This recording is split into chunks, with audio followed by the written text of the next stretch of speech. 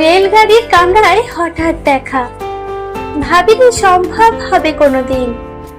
আগে ওকে বারবার দেখেছি লাল রঙের শাড়িতে ডালিম ফুলের মতো রাঙা, আজ পরেছে কালো রেশমের কাপড়, আঁচল তুলেছে মাথায়, দোলন চাপার মতো চিকন গৌর মুখখানি ঘিরে।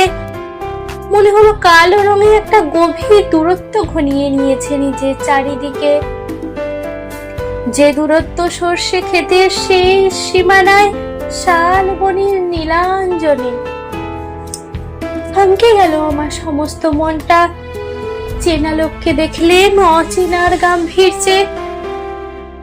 হঠাৎ খবরের কাগজ ফেলে দিয়ে আমাকে করলে নমস্কার, সমাজবিধির পথ গেল খুলে, আলাপ করলেন শুরু, কেমন আছো, কেমন চলছে সংসার ইত্যাদি। সে রইল জানালার বাইরের দিকে চেয়ে, যেন কাছের দিনের ছোঁয়াচ পার হওয়া চাহনিতে।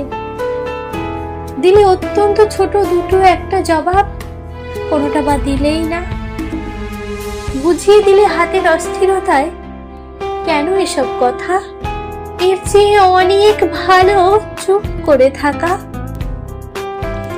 আমি ছিলাম অন্য বেঞ্চিতে ওর সাথীদের সঙ্গে, এক সময়ে আঙুল নেড়ে জানালে কাছে আসতে।